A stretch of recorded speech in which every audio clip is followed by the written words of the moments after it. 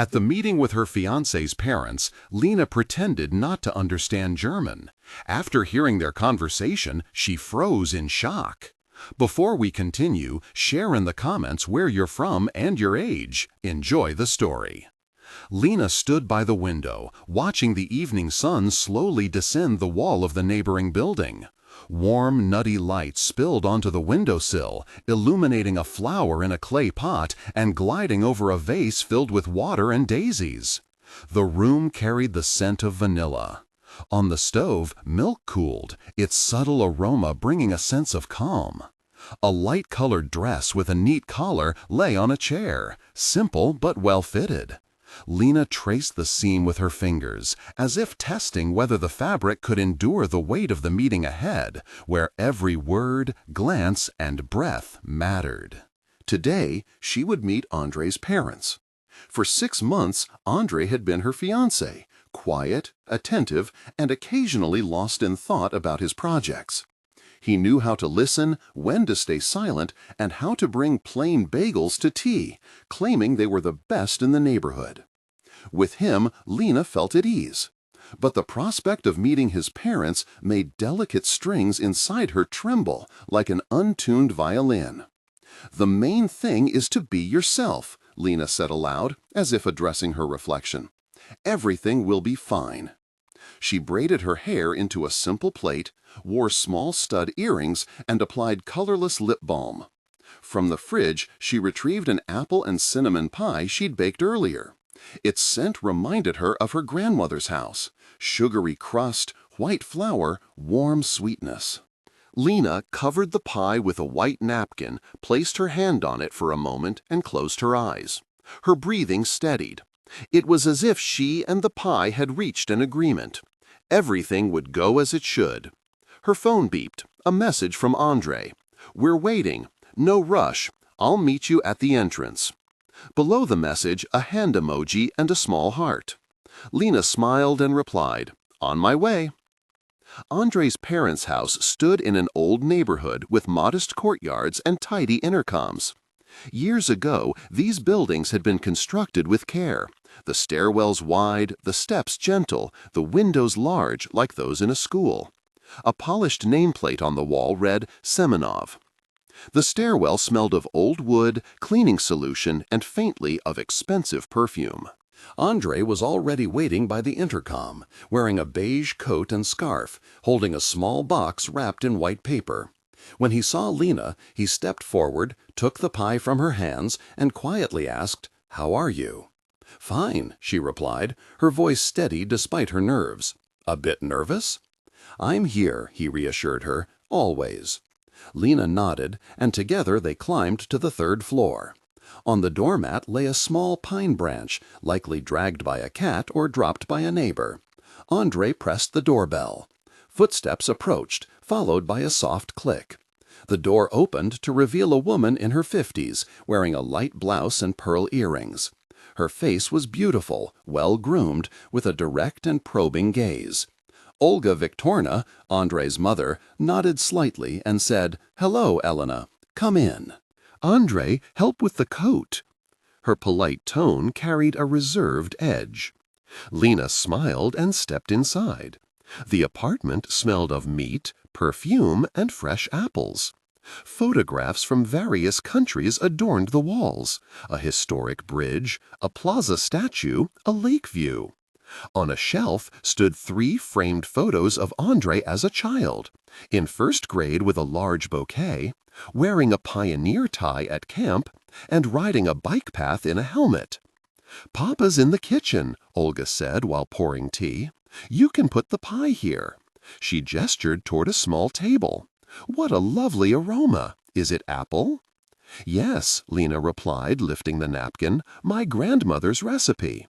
"Wonderful," Olga nodded. "I bake sometimes too, mostly strudels, German classics." The word German stirred something faint in Lena, though not painfully. "Strudel is lovely," she said. Andre's father, Viktor Pavlovitch, entered the kitchen. Stocky and broad-shouldered, he carried a warm smile and a large teapot. "Well, hello, Elena," he said. Finally, we see you in person, not just in photos, Andre. Help set the table. Hello, Lena replied, suddenly feeling calmer. There was something familiar about Victor, perhaps his straightforward speech or unguarded gaze, the kind seen in those who've lived through much and disdain pretense. The table was neatly arranged. Salads in glass bowls, fish on a white platter, bread in a woven basket, small plates of sliced lemons, herbs, and pickled cucumbers along the edges. Not a crumb marred the pristine tablecloth. Lena placed her pie in an empty spot, and Olga adjusted a napkin beneath it as if marking its place on a map. They sat down, Olga to Lena's right, Victor across, and Andre beside her. Olga began speaking in the manner of someone accustomed to maintaining order, discussing how the fish turned out well, how winter pickles were unevenly salted, how the kettle should be boiled twice, and how German bread differed entirely. "Elena, where do you work?" she asked, pouring tea in a thin stream. "At a gymnasium as a teacher," Lena replied, "middle and high school."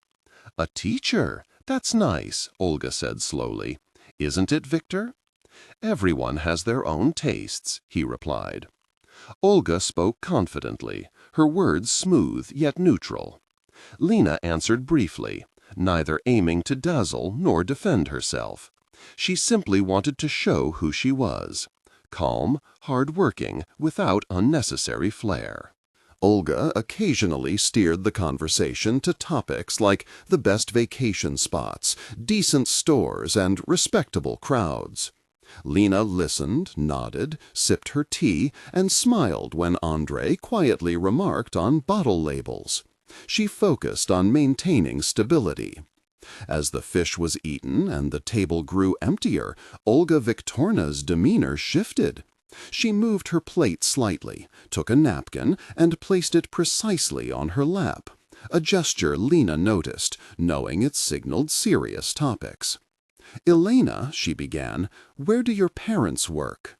Lena replied calmly, "My mom's a primary school teacher. My dad served in the military, then started a small construction business. We live modestly but closely." "Teaching is noble," Olga said, testing the word as if unfamiliar with its weight. Andre, by the way, always leaned toward exact sciences as a child. "We all agree precision matters. I like things in their proper place," Andre chimed in, smiling at Lena and nodding toward her neatly folded napkin. "Look, even Lena's napkin is straighter than mine." Lena smiled, but Olga glanced away momentarily, expecting a misstep. Lena's steady responses disrupted Olga's practiced rhythm. Later, as the discussion turned to vacations, Olga subtly switched languages to German. Her tone remained natural, as though this was how private family matters were discussed. Looking at Victor, she said, "Andre likes her, and she seems friendly." Victor replied softly, "Love is good." "But family is more than feelings," Olga countered. "Look at her hands, her jewelry. There's no refinement." Lena kept her gaze fixed on her teacup, unmoving. Every word was clear. German was her professional domain, yet now it felt like a battlefield where she was being scrutinized. The phrase, "no refinement," cut sharply, like paper hiding a blade. "Perhaps don't judge so harshly," Victor interjected cautiously. "I'm not afraid," Olga retorted. "I want the best for my son." Lena slowly raised her head, meeting Victor's eyes. His expression wasn't cold, but apologetic, as if silently seeking forgiveness for not halting the conversation. Olga continued, mentioning social circles, residency permits, public appearances.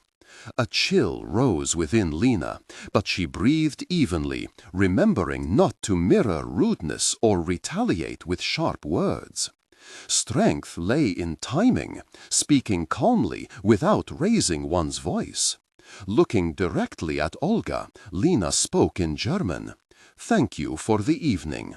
"The tea is excellent, and thank you for your honesty," It's useful to hear what people say when they think you don't understand. Olga froze. The teaspoon in her hand paused over the saucer, clinking faintly against the porcelain. Victor slowly set down his cup. Andrei shifted. "What?" he asked. Lena, switching back to Russian, said, "I understand everything, the German and what you meant to say." She looked at Olga. "I'm not angry. I just want to be known for my actions, not my collar or earrings. I don't know how to navigate fancy receptions, that's true. But I know how to work, teach children, bake pies, and be there for the one I love." Silence filled the room. The distant drip-drip of a leaking faucet echoed from the bathroom. Andrei stood slowly. "Mom," he said carefully, "don't do this." Olga opened her mouth as if to snap back, but closed it without saying a word. She pressed her lips together and looked away. Lena stood, thanked them for dinner again, and took her coat. "I'll go," she said softly. "Andrei, we'll talk." "I'm coming with you," Andrei said, stepping toward her. Olga shrugged. "Why make a scene?" she said, almost in her usual tone, though her voice wavered. "Because it hurts," Andrei replied, "and because I won't let anyone humiliate us today." Victor stood too. "I'll walk you out," he said. "Elena, I'm sorry. This wasn't supposed to go like this." Lena nodded. "It went the way it needed to so we could understand each other." The stairwell was cool, its walls light and clean, except for a single handprint on the railing. Victor paused before pressing the elevator button and looked at Lena. "You said the right words," he said quietly. "Not everyone can do that." "I didn't want to make anyone uncomfortable," Lena replied. "I just wanted basic respect." "The hardest thing is to say it out loud," Victor said. "Forgive us and give us time." The elevator arrived slowly, its doors opening like the pages of a book. They descended in silence.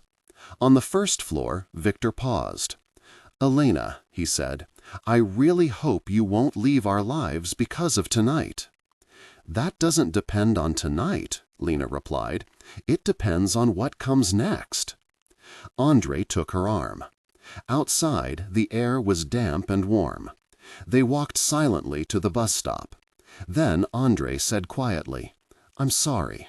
"No need," Lena replied. "You didn't say those words, but now you've heard them." "I'll talk to Mom," he said firmly. "And if it doesn't work, we'll still be together. We'll find another language." Lena nodded. "I don't want a war, but I want to be respected, and I want you by my side when things get tough." "I will be," Andrei said. Lena barely slept that night. Sometimes the silence roared like the sea when you stand with your back to it. She got up, went to the window, and looked at the courtyard. A street lamp, dark treetops, an empty bench. She lay back down, thinking how strange it is that languages intertwine. One you learn for work, another for life. And if the first can be hard, the second is even harder. The language of respect, the language of simplicity. In the morning, she arrived at school earlier than usual. The classrooms were empty. The hallway smelled of chalk and damp rags. Lena passed a schedule board and opened her classroom. On the chalkboard were yesterday's words: fine shaft, friendship. She smiled and nodded. Work always saved her. Neat notebooks, familiar topics, attentive eyes. In the first lesson, she taught articles. In the second, verb tenses. In the third, they sang a simple song, where words repeated like steps on a staircase. The kids raised their hands, laughed, stumbled, and tried again. By the end of the day, the heaviness inside her began to lift. As Lena left the school, her phone buzzed. A message from Andrei. "Mom's asking for your number. Is that okay?" Lena replied, "Yes." An hour later, a call came from an unfamiliar number, but the voice was familiar. Elena Olga Victorna said, "May I come to you? I'll say a few words. I won't stay long." "I'll speak quietly." Lena paused for a second, then said, "Come." Olga arrived without makeup in a simple coat, holding a bouquet of small daisies like the ones Lena had brought the day before. At the threshold, she took off her shoes, placed them neatly on the mat, and looked around as if trying to understand what mattered in this home, what was extraneous. "It's clean here," she said softly, "and it smells of apples." "Yesterday's pie," Lena explained. "It was delicious." They sat in the kitchen. Olga was silent at first, then spoke. "I was wrong yesterday. I don't know why this coldness comes out when it's about my son. Maybe fear. Maybe a habit of keeping everything at a certain level. But sometimes a level is just a wrapper. You stripped that wrapper off me yesterday and I wasn't ready. I'm sorry." Lena looked at her carefully. "Everyone makes mistakes. What matters is that you came." "I came because I want to understand you," Olga said. "You're not like the people I'm used to talking to. You don't justify yourself or attack. That's disarming, and it's teaching me something. I'd really like," she paused, "I'd really like us to try again from a clean slate. I know how to bake strudel, but sometimes it's easier to start with compote." She gave an embarrassed smile. "I brought daisies. I know they're simple, but today I want simple." Lena took the bouquet, placed it in a jar, and poured tea. They talked about small things, curtains, books, the poems children read in the gymnasium. There were no levels in the conversation, only, "How are you? How's it going? How are we?" Before leaving, Olga said, "I'm terrified of losing my son when he marries. I'm afraid he'll leave and not come back. I understand this with my head, but my heart often does foolish things. Thank you for not closing the door. Thank you for knowing how to speak the way it's needed." "It doesn't always work," Lena said. "Sometimes everything inside screams, but there's music. It helps. In class, I sometimes ask the kids to sing if an argument starts. A song doesn't solve problems, but it makes breathing steadier." "I should learn to sing instead of lecturing," Olga said with a chuckle. "I'll try." They said goodbye. At the door, Olga paused. "Yesterday, you could have phrased things differently, but you chose words I needed to hear. That's rare. Thank you." "I heard you first," Lena replied, then carefully considered her response. A week later, Lena and Andrei returned to the Simonovs. The hallway was as immaculate as before, yet the atmosphere felt warmer. Olga greeted them in a simple dress, no jewelry, but with a sincere smile. The table featured humble dishes, potatoes, salad, roasted chicken. Lena brought a pie, and Olga had purchased a cake from a nearby bakery. "I decided to start simple," she confessed. "We'll have time to complicate things later." Victor brought an old record player and played a Stan Getz album. The music filled the room without overshadowing conversation. Olga occasionally glanced at Lena, checking if everything was truly fine. Lena met her gaze with a silent affirmation, and Olga exhaled. At the end of the evening, Olga said, "I thought long about how to say something important to you in German, but I realized it's better to speak the language the heart understands without words. So I'll say it in Russian. I'm glad you're with us." Lena nodded. "I'm glad too. Thank you." Andrei sat beside her, smiling quietly, a smile of newfound freedom. The wedding took place in early summer. It rained lightly in the morning, golden threads falling from the sky, bridging rooftops. Then the sun emerged, and a vivid rainbow stretched across the square. Only close friends and family attended. Afterward, they went to a nearby cafe with white tablecloths and wooden chairs, where coffee smelled authentic and pastries weren't overly sweet. Olga Viktorna asked to speak when they raised their glasses of juice. She stood, steadying herself by placing her hands on a chair, and said, "I'll keep this brief. I once thought my German would save me from awkward moments, but no language saves you when pride resides in your heart. And no language is needed when respect dwells there. Lenochka, thank you for the lesson. Andre, thank you for being ours. Victor, thank you for standing by my side. She smiled genuinely. I love you all.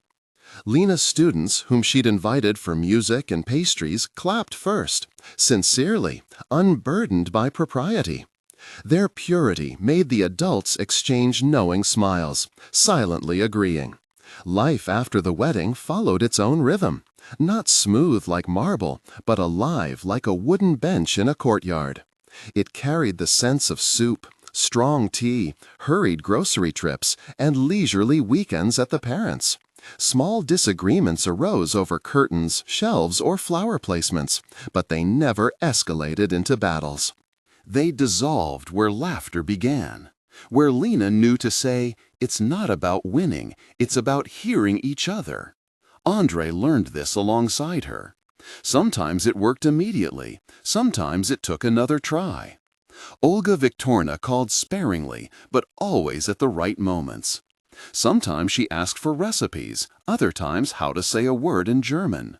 She began arriving without pretense, wearing simple sweaters and comfortable shoes, always carrying a jar of pickled cucumbers in her bag. She and Lena would sit in the kitchen, warming the kettle, sharing life's small moments.